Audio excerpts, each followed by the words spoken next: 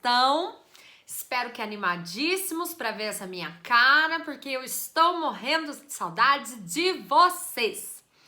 Hoje é aula de interpretação de textos. Hoje é aula de interpretação de texto e nós vamos falar sobre texto e contexto, ok? Sei que parece bobagem, mas precisamos comentar sobre essas questões, certinho? Primeira coisa que a gente precisa identificar é o que é texto, né? Sei que eu já falei isso um monte de vezes, mas não custa falar. Quando nós estamos falando de texto, nós estamos falando de qualquer produção dotada de significado. Ou seja, isso daqui é um texto, porque quando eu faço esse gesto aqui, eu, emissor, faço esse gesto aqui, você, receptor, compreende o que eu quis dizer. Diga de passagem que esse vídeo que você está assistindo agora, com essa minha cara linda, também é um texto, porque é uma produção dotada de significado. Quadros, charges, fotos, imagens, sons, músicas, esculturas, todas são textos não verbais, ok? Quando falamos de textos verbais, ou seja, de textos com palavras, né? Estamos falando então de produções com palavras, de produções verbais dotadas de significado. Ficou mais tranquilo? Tá ok? Isso quer dizer que quando você manda "Oi sumido" no WhatsApp, você está produzindo um texto. Da mesma forma que quando você faz uma redação gigante na prova, você também está produzindo um texto. Tá tranquilo isso? Ficou clara essa identificação? Bom, só que o texto, né? Essa significação do texto, ele pode mudar, a significação pode mudar de acordo com o contexto, com a situação de produção desse texto. Quer ver? Eu adoro um exemplo. Se eu pegar, eu acho até que eu já dei esse exemplo para vocês, e gritar "fogo", ok? Fogo.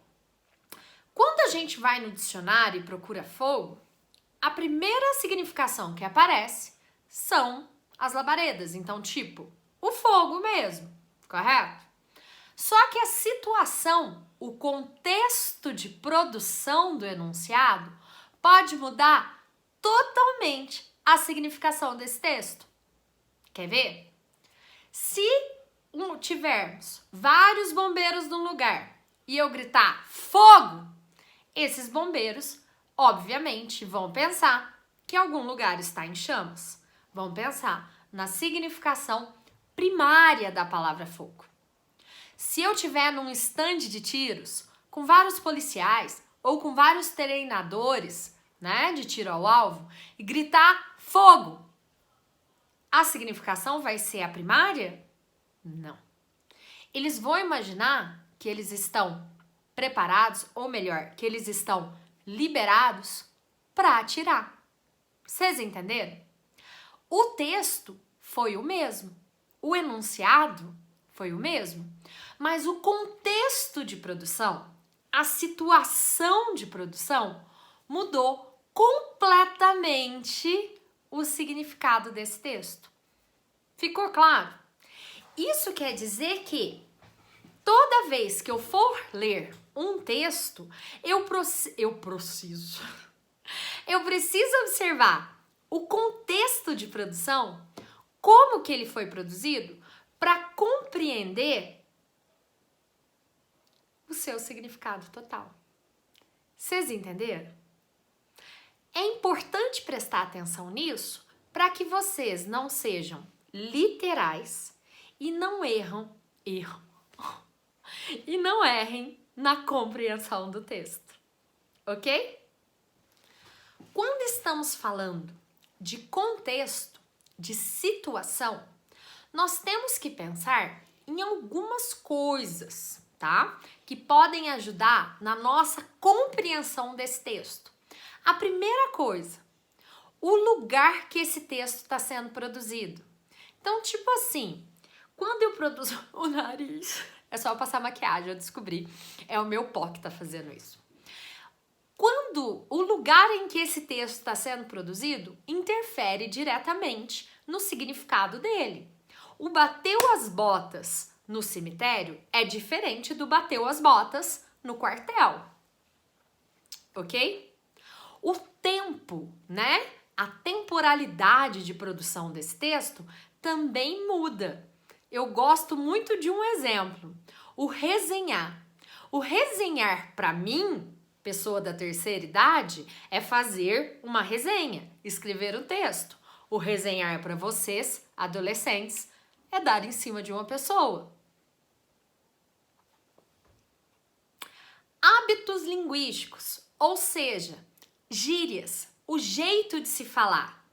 Isso também muda completamente a significação das palavras, o jeito de se falar. Deixa eu pensar aqui. Chavão, tá? Essa palavra, chavão. Chavão, para mim, professora de língua portuguesa, é um termo que, de tão usado numa redação, tornou-se cansativo. Tornou-se... Deixa eu pensar aqui. É uma palavra que não tem mais originalidade. Você usa tanto isso na redação que ela deixa de ter originalidade. Para vocês, jovens, chavão quer dizer outra coisa. Tô mentindo? Isso tem a ver com o contexto, ou seja, com os hábitos linguísticos do produtor do enunciado. Ficou tá tranquilo isso? Tô viajando muito. O grupo social também muda o texto, a significação. Pensem bem comigo.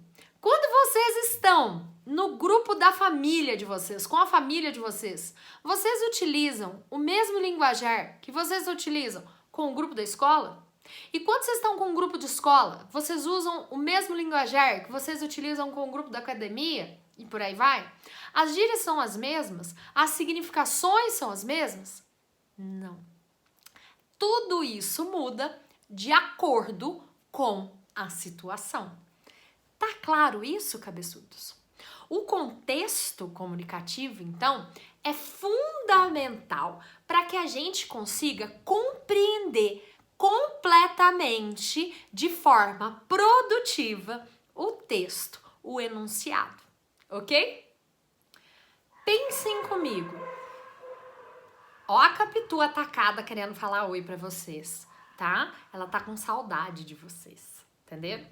Mas pensem comigo. O abraço, que para nós é tão comum, nos Estados Unidos, ele incomoda. O beijo na boca entre homens, que pra gente incomoda, para outras culturas é super tranquilo, é super bem-vindo. Este sinal aqui, ó, de ok, que pra gente é super tranquilo, para outras culturas é ofensivo. Isso quer dizer, gente, que a significação de um texto muda de acordo com o seu contexto de produção. Vocês entenderam? Tá tranquilo?